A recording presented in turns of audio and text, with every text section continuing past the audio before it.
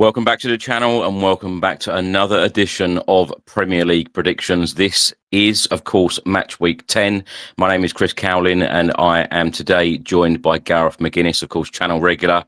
Now, Arsenal at the moment are leading the way in the Premier League table, 4 points clear at the top. Bournemouth, Spurs, Sunderland are all in the top four. Only 4 points separate teams from third place down to 10th place, of course, mid-table. It is all very tight at the moment. Wolves are sitting bottom of the Premier League table, the only winless club in the Premier League right now after 9 games. Now, we are live on YouTube, live on Facebook and X. Please do get involved. Give us your score predictions for the weekend's games. Now, 7 games will take place in the Premier League on Saturday. Brighton will take on Leeds, Burnley against Arsenal, Palace against Brentford. Fulham will host Wolves. Nottingham Forest will take on Manchester United. In the 5:30 p.m. kickoff, Spurs against Chelsea. And later on in the evening, Liverpool take on Aston Villa. 2 games will take place on Sunday. West Ham host Newcastle United and Manchester City take on Bournemouth. And Monday Night Football will be Sunderland v Everton. Gareth, how are you? All good, Chris. All good. Looking forward to another brilliant weekend of football, hopefully. Straight away, Chris, your eyes are drawn to Saturday's games there. You think of the jeopardy in some of those games. I mean, Spurs, Chelsea needs no... I mean, I think one of my good mates is a Liverpool fan. He says to me, his favourite game as a neutral used to be Spurs, Arsenal, but it's actually now become Spurs, Chelsea, because there's been so many, nasty, goal-scoring, high-goal-scoring games, and this tends to be one of the best fixtures, especially when it's at the Tottenham Hotspur Stadium. There's been some really, really high-scoring games, red cards. You think it all really kicked off back at that battle of the bridge, and I don't think there's ever... A lot of players have obviously come and gone at both clubs, but there seems to be that real rivalry between the two teams. I know Spurs, Arsenal, historically is the big fixture in London, but I think over recent times, Spurs Chelsea has become quite big as well, and it always seems to be one of Sky Sports' high-profile games, whether it's 4:30 on the Sunday or 5:30 on a Saturday slot. So I think that's the game that everyone across the league will be looking forward to today. But I think Liverpool Aston Villa on Saturday night is going to be an absolutely brilliant game as well. Do you know, Gareth, I know we're going to get into the Spurs-Chelsea game. Of course, our team, we want to win this game because, of our rivalry with Chelsea. But saw a couple of weird stats. And you mentioned the Battle of the Bridge there. That's nearly 10 years ago. Where on earth has that time gone? That has flown by. And also the Spurs-Chelsea game, 5:30 kickoff. In Tottenham's last 10 games when we've kicked off at 5:30, we've won 8 of them. Do you read into these sorts of things? Or am I clutching? Do you know what? It's hard to know, because there was that bad record that Spurs had before international breaks, and we broke that, didn't we, against Leeds. And then I read, I was obviously up at Newcastle on Wednesday night in the Cup. I was at the game, and somebody had pointed out afterwards on X that our away record midweek against Premier League teams, whether it be in the Carabao Cup, FA Cup, Premier League, is absolutely shocking. I think we've lost our last 10 games on a midweek game away from home. So I don't know, there has to be some sort of science on these, because you're playing it's not like you're playing the same team in all these games. It's different teams. And for whatever reason, on a midweek away from home against the Premier League team, Spurs tend to not perform. Hence why they've lost their last 10 games. So there may be something about a 5:30 that maybe the way the club train, the way they prepare for a 5:30 game, maybe it suits the players. Time will tell. But look, our record against Chelsea is shocking. So it's going to be put the massive test on Saturday at 5:30. Yep. Well, we didn't think that we were going to be recording this, but your game has been called off, hasn't it, over in Ireland? Yeah, waterlogged pitch. There's going to be plenty more of those games on a Saturday approaching this time of year in Ireland. I mean, there's been so many storms lately over in Ireland. I was up at Newcastle on Wednesday night, Chris, and historically people would say Newcastle's quite cold, but it was like a summer's day in Newcastle on Wednesday. I found it quite cold, actually. Right, let's get into it. Let's start with the Saturday games, obviously. Brighton take on Leeds United. Now, Brighton are currently 13th in the Premier League table. Leeds are down in 15th. Let me start by asking you, Gareth, are you surprised by Brighton's league position right now? Not really, because I think Brighton have been in this sort of routine for a number of seasons, Chris, where they tend to perform well against some of the better teams, but struggle. They back it up in games that they're heavily favorites. They do so. I mean, I was looking up at the fixtures ahead of the weekend, and strangely enough, Chris, Brighton didn't beat any of last year's relegated three at home. So they dropped points in all three games. But if you look at it this season, they've beaten Man City, they've beaten Chelsea at Stamford Bridge, they've drew with Spurs. So they can perform against any team, even if they maybe haven't got the same level of player or they're maybe second favourites. But it's these games that I think are the reason that Brighton maybe struggle to finish in a top 6, top 7 spot, because that's that consistency every week. And I think because they're at home today, the fans will expect a win. Leeds will be very happy to let Brighton have the ball and kind of sit back in a ship. And Chris, we've seen this with Crystal Palace, haven't we, who are one of the best transition teams in the league, but they lost at home in the Europa Conference League against a team that parked the bus against them. When Palace are very, very good at doing that, they maybe all our teams and breaking on them. So I think it's a bit of an identity problem that some of these teams have when teams sit back against them. They're not used to it every week. And have they got that creativity? They break down a low block. And I think that'll be the test for Brighton today, because we know Leeds. We were up at Leeds, Chris, and it was a very, very competitive game. They give you absolutely nothing. They're not that Leeds we've seen under Marco Bielsa or Jesse March. They're very much defend first, and we'll try and make sure we don't lose the game. So that'll be a test for Brighton today, because that record last season, when you think of how poor Southampton were, Leicester were, and Ipswich were across the 38 games, the fact that Brighton didn't even beat one of them at home, that will be a worry for Brighton fans today going into a game against a newly promoted team. And let's be honest, Chris, the newly promoted teams are a lot stronger this year than they were last year and the year before that. Well, the last time these sides met in the Premier League was in the 22-23 campaign. Brighton won this fixture 1-0 at home, and then the other game, Elland Road, was a 2-2 draw. Now, Leeds United are winless in their last 9 away league games against Brighton, drawing 3 and losing 6 since a 3-0 victory in November 2009 in League One under Simon Grayson. I'm going to go for a 2-0 Brighton win here. Gareth, what are you going to go for? I think it'll be a lot closer. I'm going to go for a 2-1 Brighton one. I think Brighton at the minute, with Danny Welbeck's in great form, I think that might be the difference in the game. Now, next up, the game at Turf Moor, Burnley host Arsenal. Of course, as I mentioned in the intro there, Arsenal are league leaders at the moment, 4 points clear at the top. They've got 22 points. Burnley are down in 16th at the moment. They've got 10 points. Now, Arsenal have scored 16 league goals so far this campaign. Burnley have scored 12. Now, Burnley have won their last couple of games. How do you see this one going? Because Arsenal at the moment, when you look at their last 5 fixtures in all competitions, they've won the lot and they are not conceding either. I think if there was anyone else going to Burnley today, there would be a big question mark over could they get 3 points. Not because Burnley are a fantastic team. I think they've shown now over the course of 9 games, Chris, that they're going to be competitive in almost every game. I think the only game that they were heavily beating them was Man City away. And I think everything kind of went wrong. I think they might have scored 2 or possibly even 3 own goals in that game. I know the centre half was responsible for 2 own goals, and I think Cowlin scored quite late on in injury time. So it was kind of, I think it was maybe 3-1 up until maybe the 90th minute, and they conceded 2 late goals. But I think they've shown across the R8 games how competitive they can be. I mean, they've been to Old Trafford, and they were undone in the last minute. Liverpool, a penalty in the last minute. Spurs, I think they were competitive in their first game, up until maybe Spurs got those 2 quick fire goals and took the game away from Burnley. So, no, I don't think, and this is a big compliment to all 3 promoted teams. I know we just spoke about Leeds and we'll speak about Sunderland. I know they're on the Monday night game.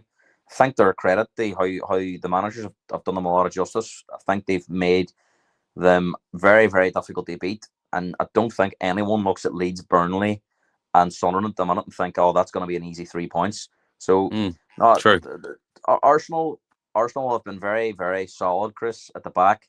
I mean, they're not blowing anyone away. That's 1-0 ones and 2-0 ones, and almost like, I don't want to say it, but after they say it, that's what kind of champions teams do. You think back to the Mourinho teams and Conte's Chelsea, they won a lot of games by 1 goal, and look quite solid at the back. And the biggest worry you have at the minute, not just Spurs fans with Arsenal, but anyone that's thinking they can try to maybe get involved in the title race, is when Arsenal score the first goal, Chris, you just don't expect them to drop points. So I think Burnley today have got to find a way of stemming that, that tide of, can they get a goal and make it difficult for Arsenal to get back into the game? Because I think if Arsenal go 1-0 up, they look so confident and so secure at the back that they could probably see out a 1-0 one. And there's not too many other teams like that in the Premier League. So for Burnley, I've no doubt they'll make it a competitive game. I don't think Arsenal will blow them away. But it's difficult to see how Arsenal won't win the game, because I think if they keep a clean sheet, they've got more than enough players there to get them a goal. And we know how strong they are at set pieces.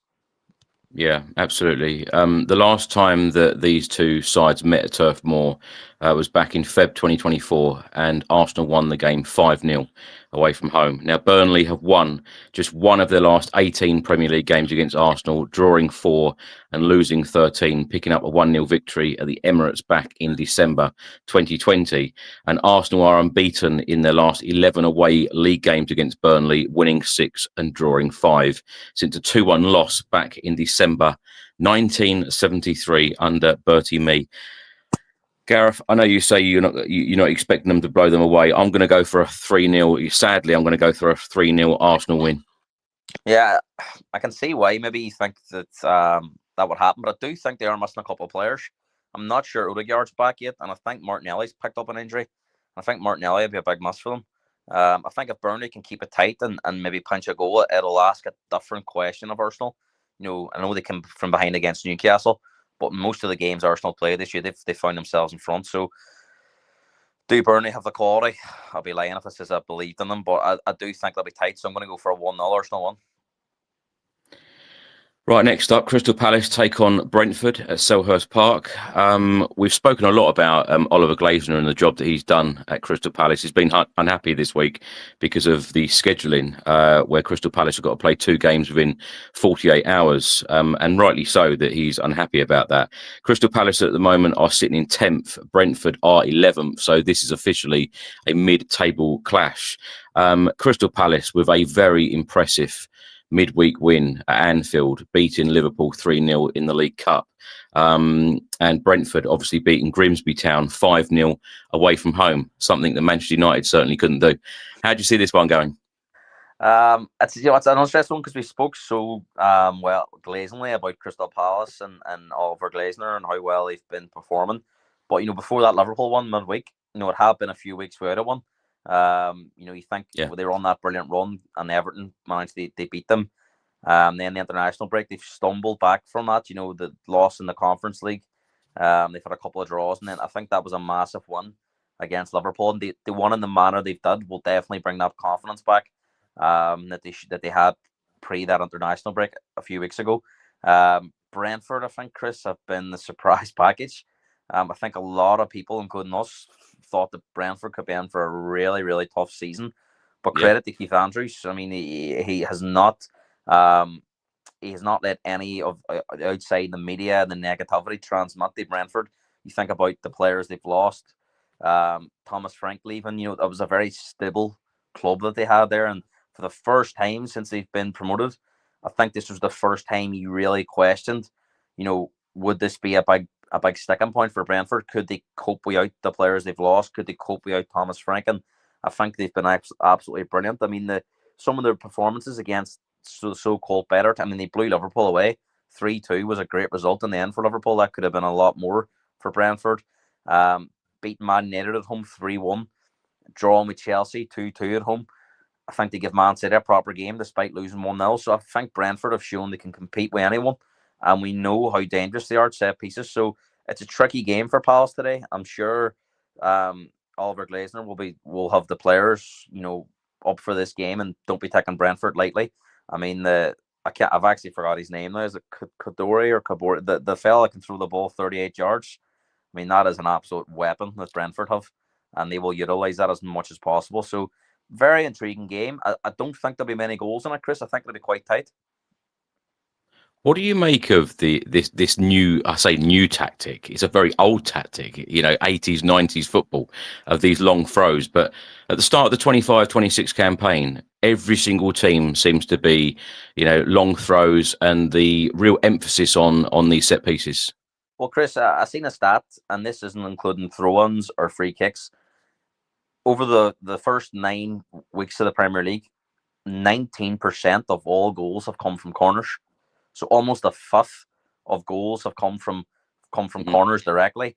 That's not including the long throws and free kicks as well. So there's been a massive percentage of goals from set pieces, and I do think it's going to continue. There seems to be a lot of teams and managers favouring this. Any time they get the ball into the box, it's not being passed up, where it's a throw in from 40 yards, or you never see corners being taken short anymore. And I even think goalkeepers now are going quite direct, whereas for a number of years they were kind of playing out from the back. So it's a new era. It's almost like full circle of back years ago where most teams were direct. And I think the biggest difference, and I thought Ashley Young spoke up about this quite well on Super Sunday last week when he was on as a guest for Everton against Tottenham. He says the biggest difference that he can see now compared to maybe when he started his career as a young player was clubs now actually have specialist set piece coaches, whereas it used to be like the goalkeeping coach would have worked on the set pieces. We've actually got people now just analysing set pieces and only responsible for set pieces. And I think you can see the way that the corners are being set up, that a lot of teams are getting players on around the 6-yard box and around the goalkeeper. Whereas before, you would have seen a lot of players maybe lining up on the 18-yard line, or maybe even the penalty spot. It's mostly now most of the players are in the 6-yard box, so it's chaos on there, and you've seen it a lot. There's a lot of physical contact, and I think that's the biggest thing that I've seen, Chris, this season so far. I think the teams, and we'll come on to speak about Liverpool, but the teams that are lacking in physicality or lacking in height are the teams that are really, really struggling. If you look at a lot of the teams, the promoted teams have come up, Sunderland, Leeds and Burnley have identified tall, big, physical, almost like monster players to come under their team. And I think that's that, whereas before players were, when they got to the Premier League, teams were thinking, we need a wee bit of creativity, we need to go and sign maybe somebody from the Spanish or the Portuguese league that can maybe open teams up. No, these clubs are maybe going down the African route, or maybe some of the stronger, more physical European leagues. The Italian players are coming in, and it's making these teams a lot more physical and tougher to beat. So there is a change in the game. But even if you speak about our own club, Chris, the players that Spurs have brought in, the likes of Palhinha, someone like him, that big physical type of player in midfield who's not really designed to get on the ball and pass the ball, just on there to be an enforcer. And I think we're seeing with the likes of Liverpool as the main one that are really, really struggling to cope with these big physical teams. So it is a change in the game at the minute, Chris. Yeah. Well, Crystal Palace v Brentford, having been winless in their first 6 Premier League meetings, with Crystal Palace drawing 5 and losing 1, Brentford achieved the league double over the Eagles last season, 2-1 at home and 2-1 away. I'm going to go for a 1-0 Crystal Palace win here. What are you going to go for? Going for a 1-1, Chris. A draw. Right, next up, Fulham take on Wolves. Wolves are still winless, sitting bottom of the league table right now in 20th. Fulham are probably in a surprise position, if that's the right thing to say, Gareth. Do you agree? They're in 17th. Yeah, I think this is actually, of all the 3 o'clock kickoffs on Saturday, I think this is possibly the one with the most jeopardy. I think this is the biggest in terms of league position and the table. You think about Wolves, if they lose to the 17th place team, that's going to create an even bigger gap, the survival. Whereas I think if Wolves can go to Fulham and get a result, all of a sudden, I think the panics will set on the Fulham of having won for a number of weeks. I think one of the biggest concerns that Marco Silva will have in Fulham fans is the amount of games they've scored the first goal and went on to lose. That creates that kind of soft mentality narrative that conceding so many goals after scoring the first goal will be a worry for them. And Marco Silva's been unhappy at Fulham. I think for a number of years, really, he's been questioning the transfer policy, a bit like we're seeing with Oliver Glasner at Crystal Palace. What is the ambition of Fulham? Is it just to try and stay up every year? And I think Oliver Glasner has pointed out at Crystal Palace, I'm not going to sign a new contract here if it's just really about staying up. We need to be able to progress and, become a regular European team. And I think Fulham have had some near misses, but, they've lost players and not really replaced them. You think about someone like Palhinha, who's left Fulham. They haven't really replaced them of the same quality. They've went down the route of signing some of the foreign players. I think Kevin's come on, starting to find his feet, but these players need time to adjust. So I think for Fulham, it could be quite a difficult season, Chris. But today's a huge game for them because Wolves, as we know, Chris, it's been a turmoil of a few years of losing superstar players, not replacing them.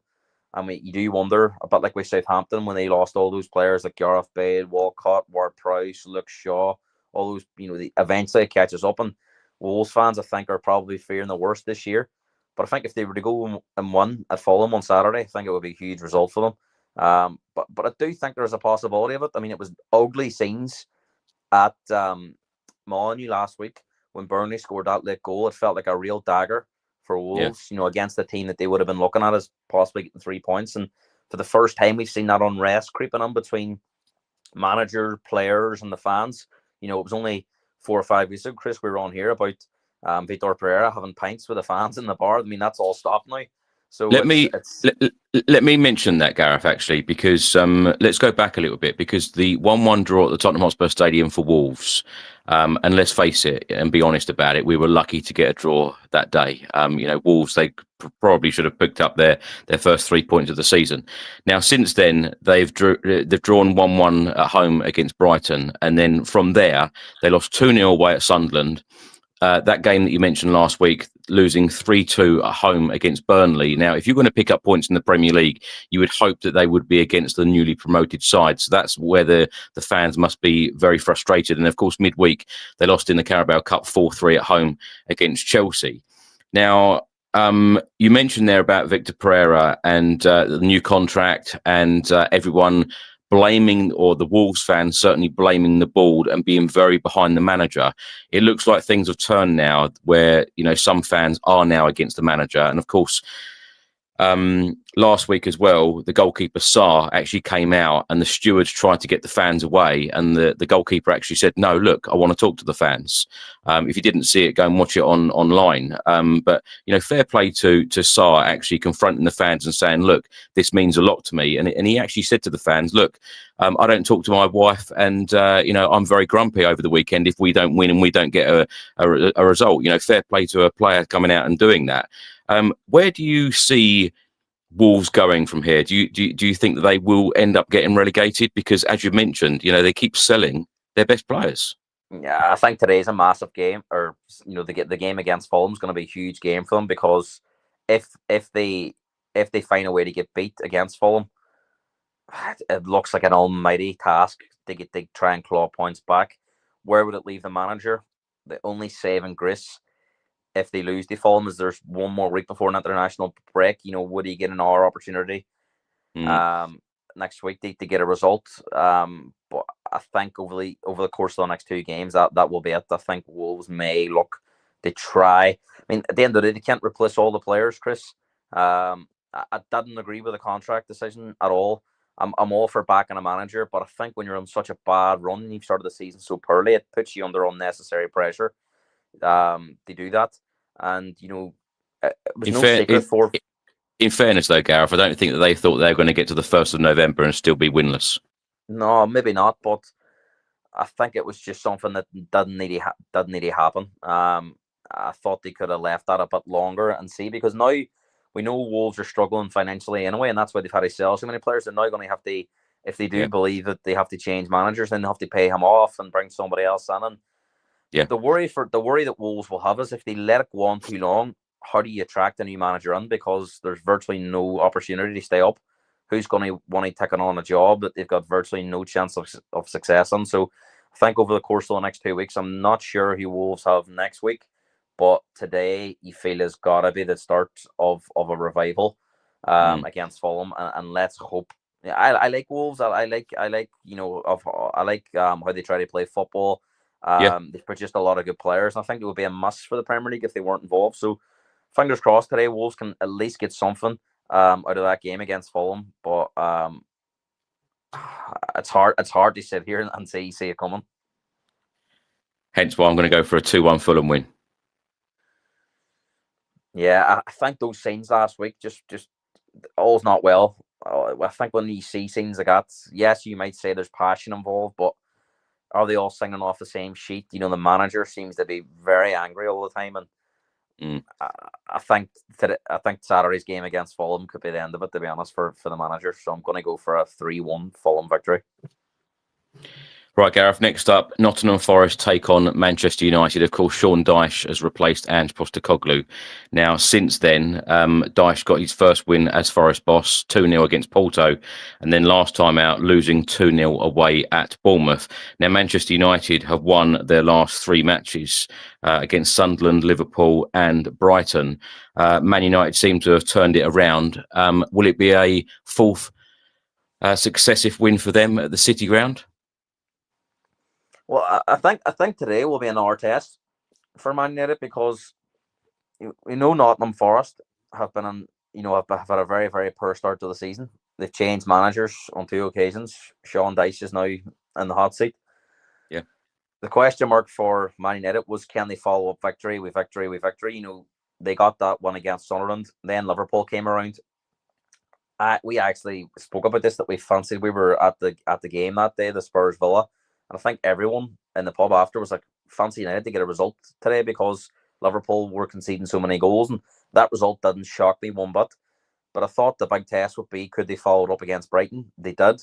And I think everything's starting to click into gear now. We and Bumo and Cunha hitting form. And Chris, everyone around the Premier League, when those 2 players were signed, it would have been a massive shock if they didn't produce, because they had done it in the Premier League previously, whereas United before went down the route of signing players that were performing well in Europe.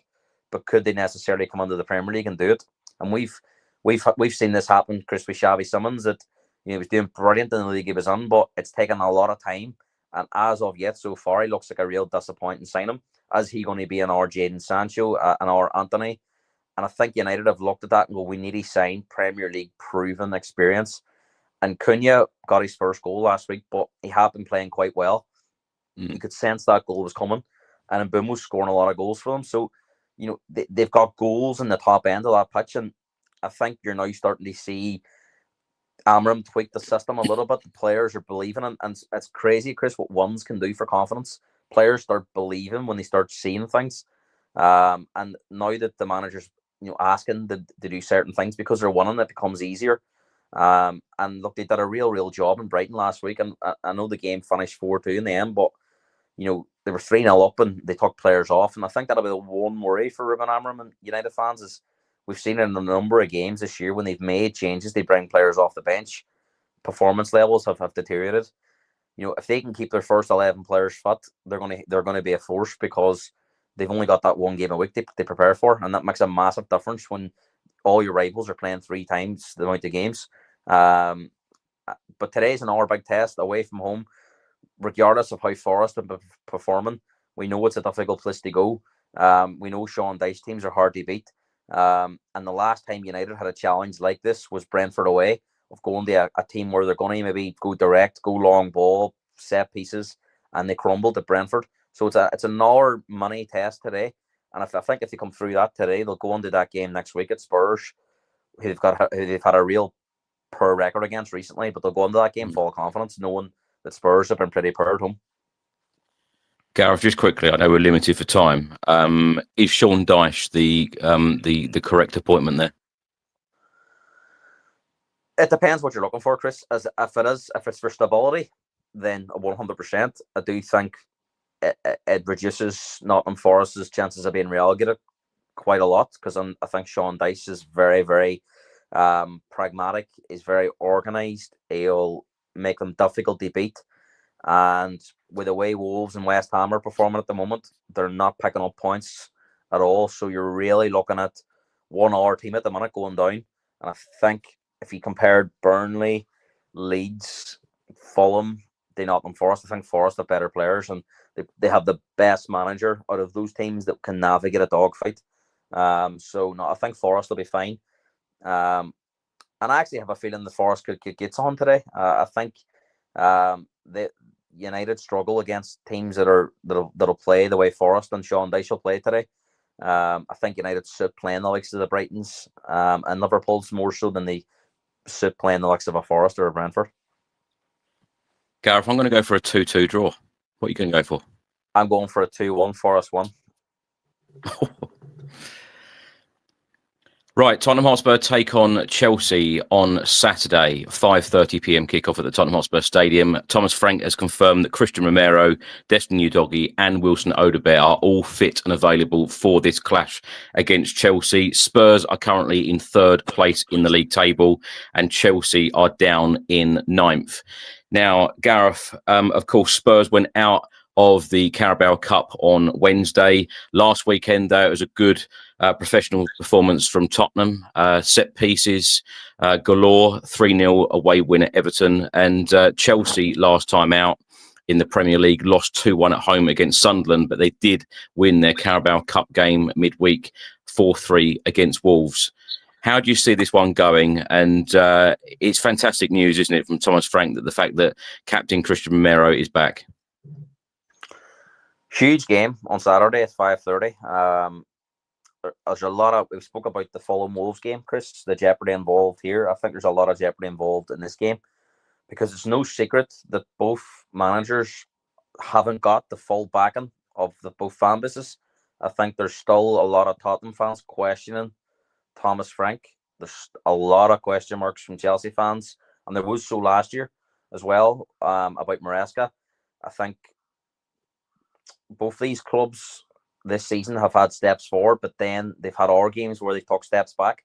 There's a lack of consistency, I think, with both teams.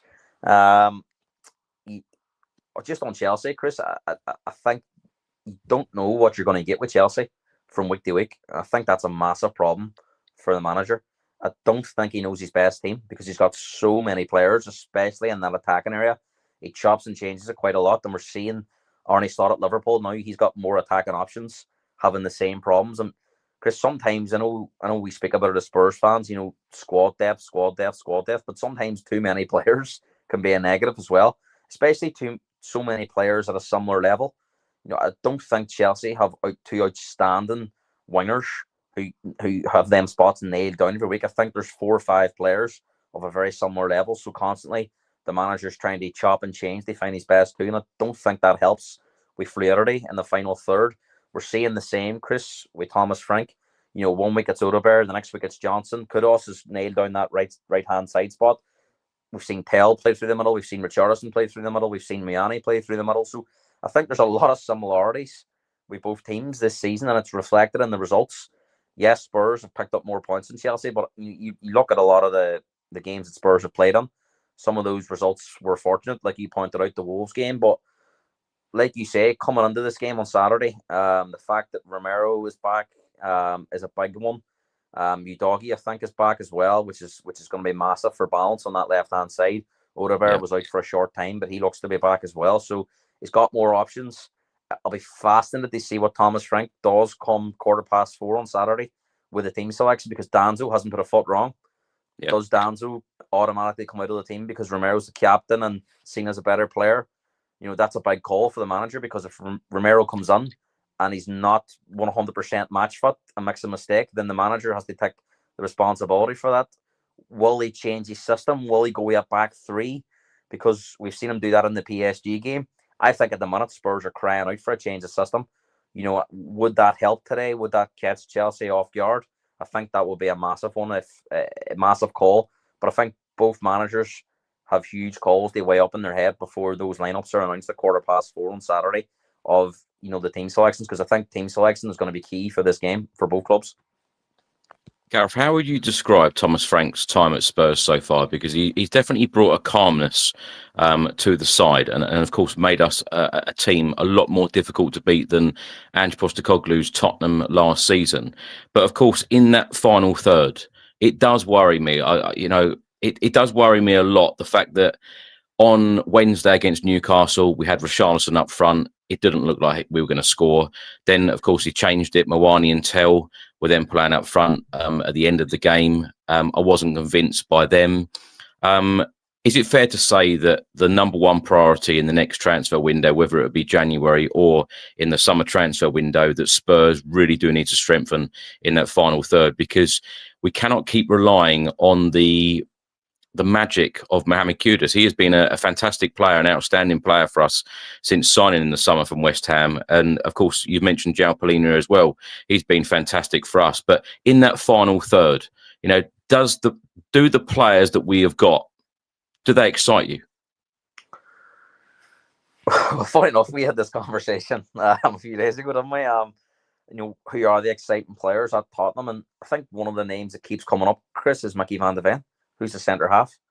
He is one of the more exciting players to watch. So I think automatically, without even mentioning names of Spurs attackers, that is a worry in itself, that people view a centre half as one of the more exciting players. And whilst Mickey is a very exciting player, he shouldn't be top three.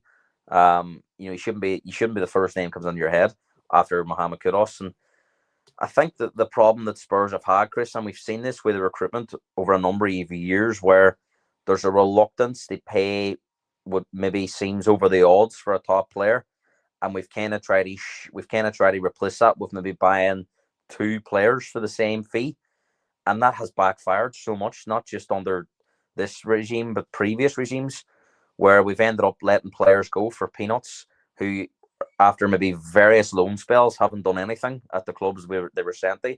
They've cut their contracts, have ran down, and we've lost every bit of money we paid on them. So there is a massive problem with recruitment. I think this summer was slightly better because we've brought in, like you said, Kudus, Palhinha.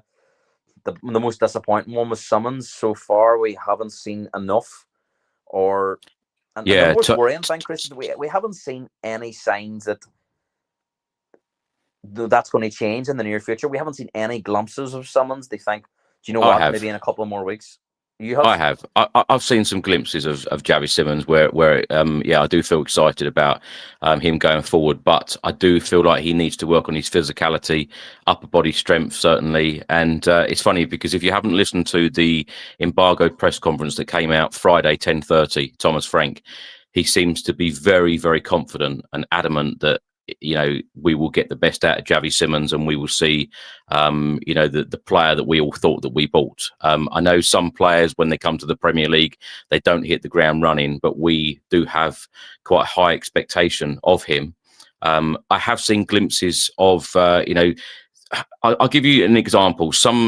Thomas Frank said it a couple of weeks ago in a press conference that Javi Simmons sees passes that other players don't see, and I definitely see that. I've seen that in quite a few games where he's played a pass, and you think, yeah, one of our other players on the pitch, and it's no disrespect to any player, but they wouldn't have seen that pass. So I do see what he means, but I think there is such a high level of expectation given the price tag as well. Yeah, I think he's feeling the pressure as well of that. I think that is, and he's a young kid. He's come on with a big reputation, and maybe it will take some adjustment time. But Chris, just going back to what he says about Thomas Frank, I read an article yesterday, Jamie Carragher did. I don't know if you've seen it, about Thomas Frank. For a manager that come in the summer, Spurs have finished 17th, albeit Europa League champions, to get them on the 3rd, going into November, you would think that would be viewed as almost like, incredible progress. Yeah. But I think the biggest concern that Tottenham fans have at the moment is the way we're playing and the way we're winning games. It's not entertaining. And Jamie Carragher referenced that as Spurs fans are obsessed with.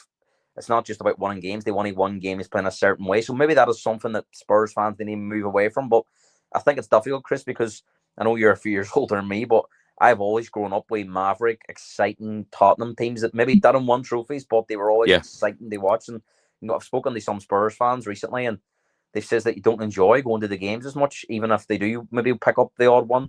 They're not getting excited. It's boring. It's only exciting when there's a long throw going into the box or a set piece. And I think we are a very peculiar club in that way, that we do expect a certain style of play. And I think that's why so many fans give Ange the benefit of the doubt, because even when we were losing games, it was exciting to watch. And I think Thomas Frank's got to strike that balance of being hard to beat, being organised and structured, but maybe letting the leash off, especially at home, Chris, because you go every home game, every away game, but especially at home, Chris, how important it is for Spurs fans they be seeing victories. And, it's only 3-1 in the last 18 games. And I know Thomas Frank hasn't been responsible for all of that, but in the games that he's been there as manager, I can't think of one really good performance, and that has got to change. The Spurs fans have got to be feeling some sort of excitement going to the stadium, because, Chris, too many times I was at the Aston Villa game, after about 10 or 15 minutes, it feels so flat, and that definitely transmits to the players on the pitch, but it's up to the players and the managers to get the crowd on side. And I think today they will have the crowd, or on Saturday at 5:30, they will have the crowd right up until kickoff. But if it turns into a familiar feel, it will lose that feeling of being a London derby, and that cannot happen today. The players have got to transmit that energy to the fans, and that will help the team on the pitch. Yeah, absolutely. I said the same under Jose Mourinho and Antonio Conte, actually, when people were questioning their systems and their type of football at Tottenham. It's always, you can always get away with it when you're winning games, but when you're not, that's when a lot of people will question it. But I do get exactly what you mean. As Spurs fans, every fan wants to be entertained. Of course, the results are very, very important as well. But I'm not reading too much into the league position. I must say, I'm not getting carried away at all. Because, like I said in the intro, only 4 points separate teams from 3rd to 10th. So, 1 or 2 wins, 1 or 2 defeats could put a team, suddenly sitting in 3rd down to 10th within, 7 to 10 days. So I'm not going to get carried away by league position right now. Chris, the next 3 games in all competitions are huge. You think about, 3 home games against Chelsea, Copenhagen, and Man United. Yeah. We could be sitting in over a week's time in an unbelievable position in the Premier League and in the Champions League, because yes, we've been fortunate to get those away draws against Monaco and Bodo Glimt, but if you had offered Spurs fans at the start of the season 2 wins and 2 draws from the opening 4 games in the league phase, I think that would have been seen as a good start in the Champions League and on course to qualify for the next stage. And I think if you won your next 2 games in the Premier League against rivals for those Champions League positions, we've been in an unbelievable position, and then maybe we can start to look forward. But conversely, Chris, like you've mentioned, lose the next 2 home games in the Premier League and you're going to be sitting mid-table, and people will be criticising the style of play. Do we want to watch crap football every week just to be a mid-table team? No, so the next 2 games is huge for the players, for the manager, and for the fans. I think Thomas Frank can win over a lot of fans with his team selection and these next 3 games at home. For me, there needs to be more progressive players on the pitch in these games to try and win them, because I don't want to be sitting here in a few days' time, and hearing the manager talk about a great point against Chelsea at home. For me, against Chelsea at home, we should be targeting 3 points. I can understand it away from home at Stamford Bridge, you would maybe take a point before kickoff, but at home against a Chelsea team who have been vulnerable, conceding a lot of goals, struggling to keep 11 players on the pitch, manager doesn't know his best team, and they've got injury problems themselves. So this is an opportunity today to get 3 points, and I would like to see a brave team selection from the manager. Gareth, talking about team selection, while I read a couple of these stats, I'm going to get your predicted starting 11, what you think Thomas Frank will do. And I hate these stats, by the way, because Spurs do have a dismal record against Chelsea in Premier League history. Now, Spurs have won just 1 of their last 13 Premier League games against Chelsea, drawing 2 and losing 10, losing the last 4 in a row since a 2-0 home win back in Feb 2023. And Chelsea have won 5 of their 6 Premier League games against Spurs at the Tottenham Hotspur Stadium since we moved in there in 2019, earning more victories at the ground than any other visiting side. Now, I've often said, and I hate the stats, as I've said many, many times over the years, we've only ever won once away at Stamford Bridge in Premier League history. We've only ever won once away at the Emirates. We also won once at Highbury since the start of the Premier League beginning, 92-93. So it's a really poor record away from home. Of course, as you just mentioned, at home, you've got to be winning games against your biggest rivals. Gareth, before we do score predictions, how do you expect Thomas Frank to set up? I know you mentioned about a possible back five, if you like. He was asked this question about Romero coming back, from injury. Is it possible that you could go back to, could go to a back five? And he didn't really answer the question, which does seem it could be possible. Yeah. What I would just like to say, what I would do and what I think Thomas Frank will do would be different. So if anyone's watching thinking, oh my God, give us both. Give us both then. Right. I think he's going to go. I think he's going to go with a back three because I think Danzo's been so excellent that you can't really drop him. And he's a threat with his long throws, and he's a big physical presence. Yeah. And I have to say, other than maybe lacking a wee bit of technicality on the ball, which I think has improved because he's played more games, I think he does look as less nervous on the ball now that he's had a run in the team. But I think Romero's a different level on the ball, as is Van de Ven. But I think off the ball, he's been excellent. So I think he'll go with Danzo, Romero, Van de Ven. I think if you doggies anyway fit, he'll come in and play that left wing back role because I think he gives you a real threat going forward. Porro will play in the right wing back role. I think he'll go with Palhinha and Bentancur as a two. So, and then he'll go with Kudos, Muyani, and I've got a funny feeling he'll bring Cowlin today. No Richarlison. No Richarlison. It's interesting.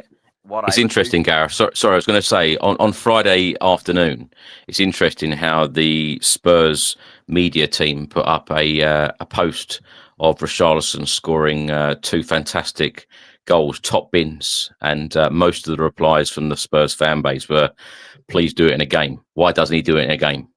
Yeah, well, that's a different story, isn't it? No, I think Richarlison played on Wednesday, so I think he'll bring Muyani in. I just have a feeling he'll bring Cowlin. I don't think he'll play Udebert, and I don't think he'll play Brennan Johnson. He's been quite poor, let's be honest. What I would do, Chris, I would go way back four. I would leave Romero out because Danzo's done so well. I would go. You can't. You cannot leave Romero out of this team, especially against Chelsea at home. You cannot do that. I think I'm all for playing players that are match fit and in form, so I wouldn't change that back lineup. I would go with Vicario, Porro, Danzo, Van de Ven. I'd bring you Doggy in actually, just because for the balance of being a left footer, I think it helps. I would go with a midfield three of Palhinha, Sarr, and Bergvall. So a lot more progressive, and I think Bergvall and Sarr for their legs as well and their energy, I think would be massive for a game like this. And then I would go with a front three of Kudos, Muyani, and that is a big one on the left side. I'm not. You could pick any one of them because they've all been poor recently. But I would maybe chance Xavi Simons just because he's got something. There's something there about him. But it's a pick 'em really. None of them have done enough. But I would play someone. I would just love to see Bergvall and Sarr in there beside Palhinha on Saturday. I think that would give everyone a lift, and I think it would show the intention of we're not coming here to draw the game, we're coming here to win the game. And also as well, Bentancur has played a lot of football, so I think you've got to start changing it up slightly here because players are going to be running out of steam. So I think Palhinha, Sarr, Bergvall would be my midfield three. I know Romero will be one that people are scratching their heads about, but I just think Danzo's done so well. Why risk changing it? But look, everyone's entitled to their opinion. But I just have a feeling he's going to go with a back five today for the reasons that I mentioned. Danzo's been playing so well, he may feel that he can't drop him. And also the fact that Romero's his captain and seen as one of our better players. So kill two birds with one stone, bring the two of them on, push Porro and Udogie higher up the pitch, and have that strong axis of Palhinha and Bentancur. I just think that's what he'll do today. Gareth, I think this game is going to be an excellent advert for the Premier League. I think it's going to have absolutely everything. I think there's going to be goals galore. I think there's going to be incidents, VAR. I think there's going to be a red card in the game. Of course, Chelsea have had 6 red cards in their last 9 games. Unbelievable. I'm going to go for a 3-2 Spurs win. Do you know what, Chris? The one positive, well, there's more than one positive, but what I will give Thomas Frankie's dues for, and I know I've been quite critical of the team selection at times and the lack of progressive football through the pitch. Spurs are a lot more organised. Yeah, they don't look like a team that's going to make a crazy error or a moment of madness. They look. it's not that. It's not that. A London derby.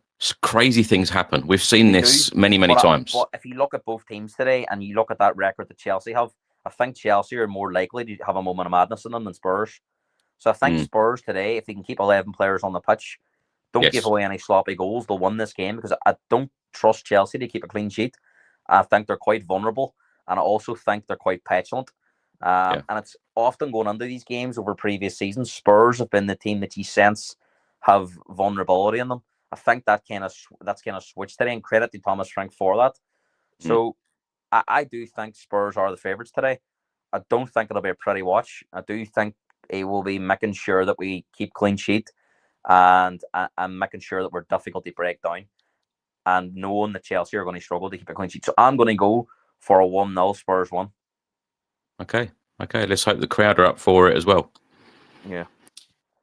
Right. Next up, Liverpool, and we're gonna cruise through these now, Gareth. I know you've got to disappear very, very soon. So next up, Liverpool against Aston Villa. What have you made of Liverpool's season? Of course, Villa beat Spurs. What can Villa achieve this season, and how do Liverpool turn it around? Well, this is a massive game for Liverpool on Saturday at 8 p.m. on the lights at Anfield. Quickly, I'll go through what happened on Wednesday.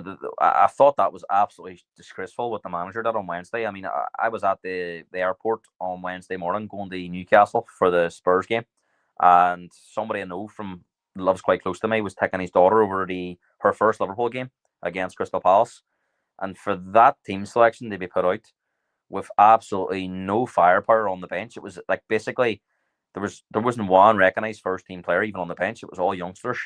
So he had absolutely no intention of winning that game. I think Liverpool should have really refunded the fans, because especially for the Irish fans or Scottish fans or maybe even fans that travel from Europe, because it is easier to get tickets for a home cup game than it is for a league game, due to the fact that season ticket holders have to pay for them. You know, the money that would have been spent for Liverpool to completely just disrespect the competition, disrespect the fan base, I thought was shameful, to be honest.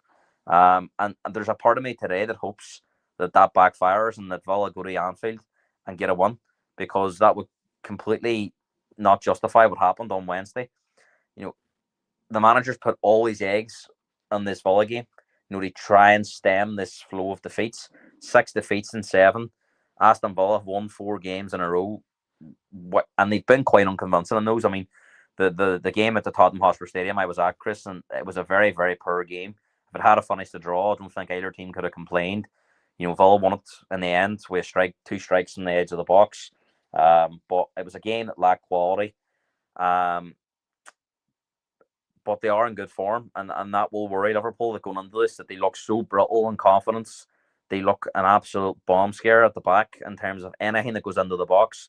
They're struggling physically. The manager doesn't know his best team. A lot of the big hitters that they signed in the summer haven't worked out. So, I mean, you couldn't pick a better time to be going to Anfield for Aston Villa, but they do have quite a poor record there. So it's an interesting one. It's crazy though, Gareth, isn't it? The fact that Arne Slot goes in there first season, wins the Premier League title, and then now 1st of November, people are now talking about one or two more defeats. He could go out the door. I've spoken to a few Liverpool fans, and we've been kind of speaking about this, that it does give me Ange Postecoglou vibes. I know he won the league last year, but he's brought in all these attacking players. He's now he's saying crazy things in press conferences.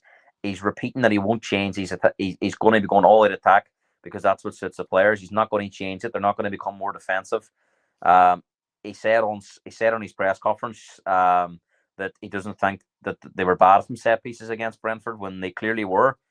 And if you remember, Chris, I think Arne Slot was seen as the favourite before Ange Postecoglou got the Spurs job. So he is a very attacking manager as well. And I just wonder, is he second guessing, the Premier League? Is he gone to attacking? There's a lack of physicality, a lack of height in the team, and those things can't be fixed at the minute because there's no transfer window. So he's got to persist with his style of play. And I think teams have kind of found out how to beat Liverpool, and that would be a big worry and how easily they're being beaten. And we know Unai Emery is quite a sure manager, so all eyes on this game after the Spurs Chelsea game. I mean, what a Saturday night of football it is! So much jeopardy involved in the games, and I'm torn on this game. I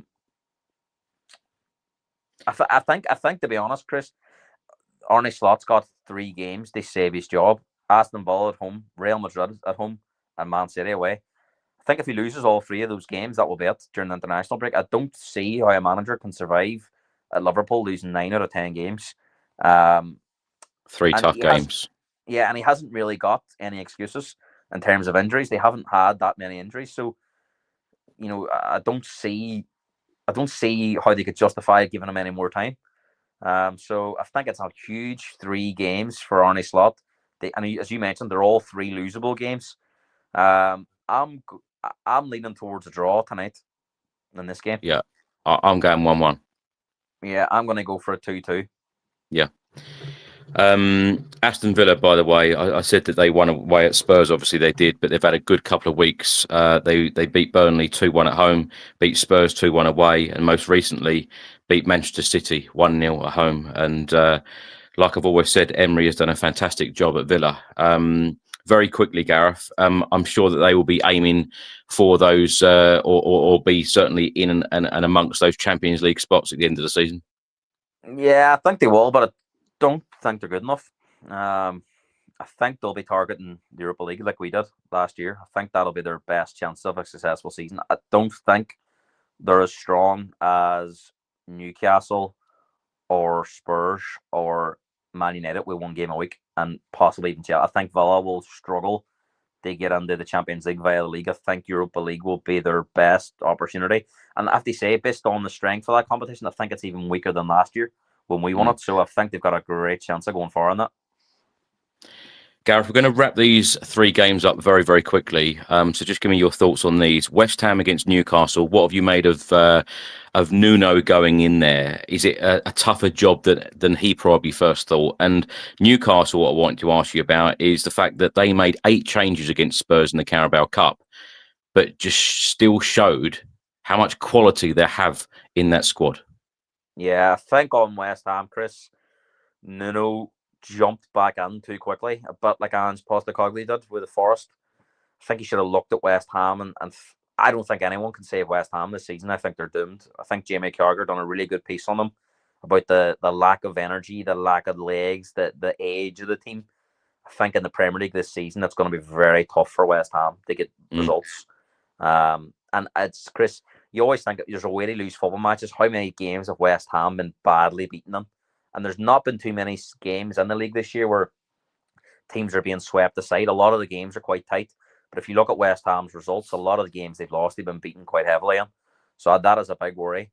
Nuno hasn't had an impact there so far, and I don't give him an absolute prayer against Newcastle. I think Newcastle, Chris, are going to, I've said this already at the start of the season, even when they had that difficult start, I fancy them to have a really, really good season. I think they're a good bet for one of those cups. I know they're in the quarterfinal now. I just think at home they're such a difficult team to get a result against.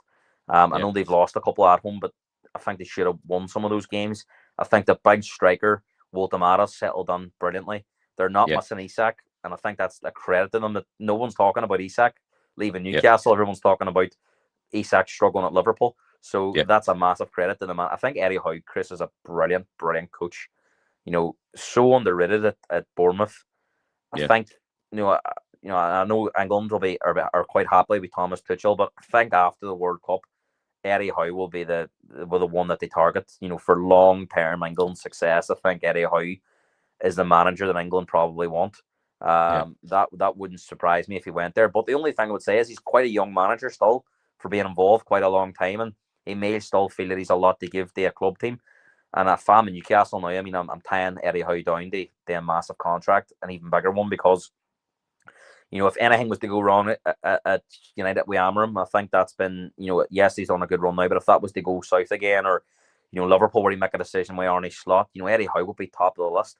And Newcastle have to protect themselves, because the summer showed them, yes, they're a big club, and yes, they're going in the right direction, but they still can't compete physically, you know, in the transfer markets with those bigger clubs.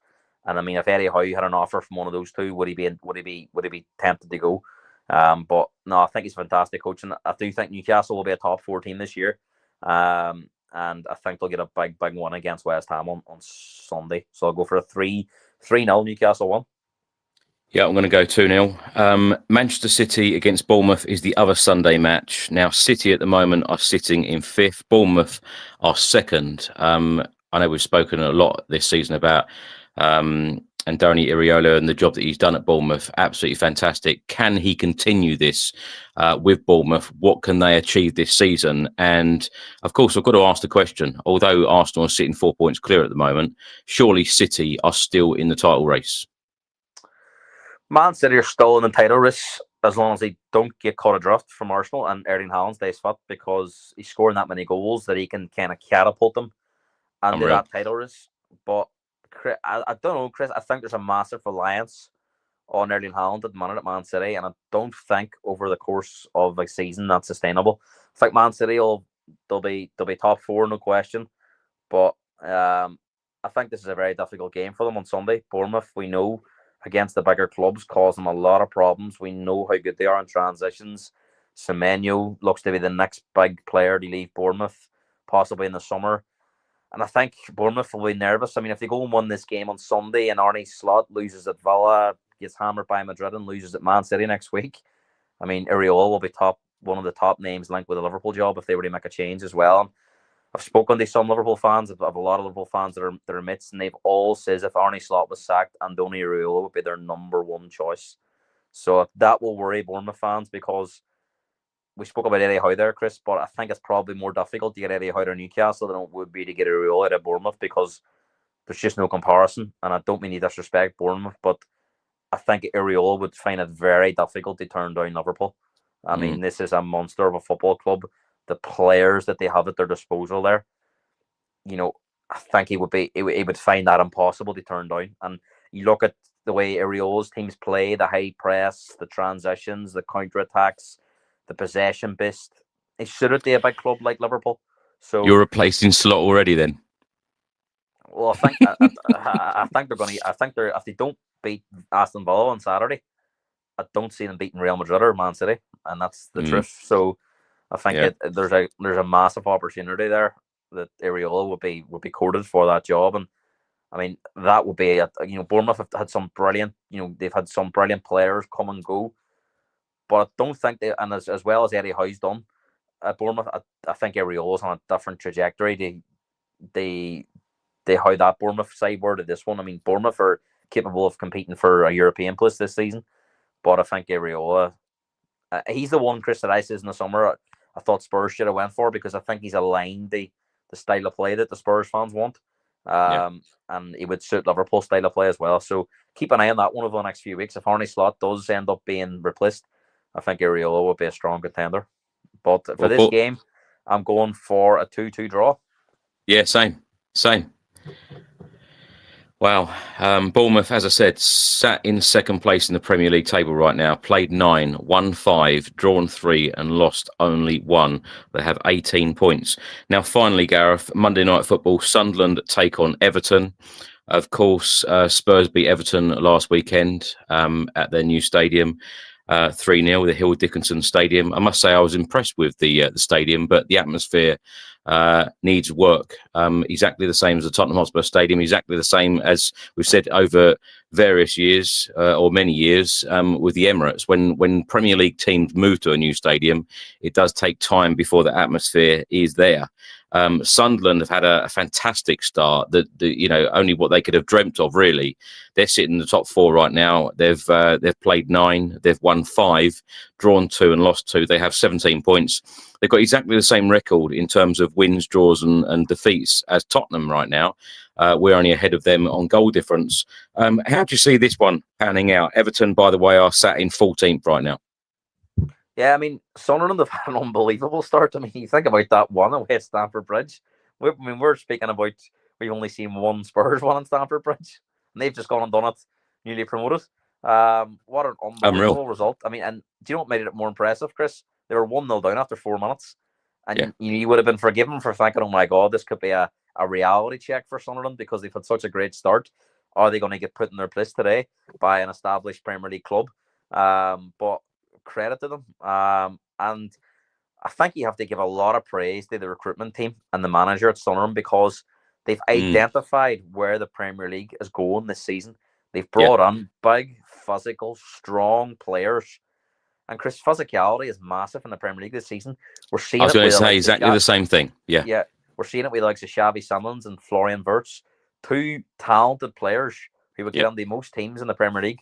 But you put them in against 3 big monsters, they're just going to ruffle their feathers, and we're seeing we've spoke about it already, the changing of the guard in the Premier League, and Sunderland have got it bang on with their recruitment.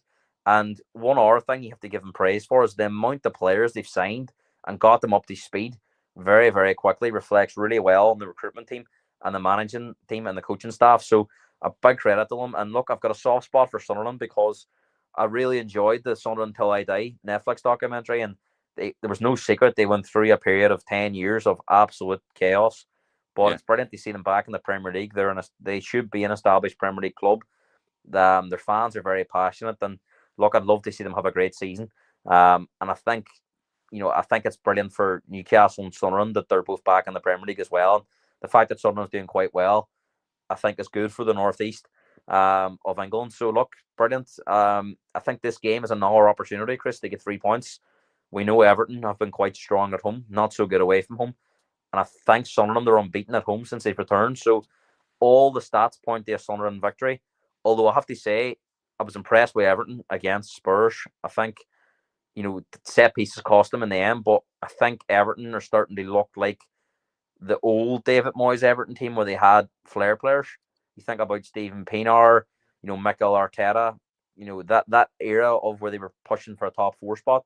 I think that Ndiaye is a brilliant player at Everton. I'd love to see Spurs go on and look at a player like Ndiaye. Grealish, we know, is a very talented player. So I think Everton are starting to resemble what looks like a proper Everton team again. So I think they'll have a decent season as well. I think they'll be a mid-table and no worries about relegation. But I do favour Sunderland on this Monday Night Football. I think Sunderland will win 2-1. I've gone for a 1-0 Sunderland win. Yeah. It worries me a lot, Gareth, when we agree on so many things. We've been saying this for the last few weeks. We're starting to become more aligned.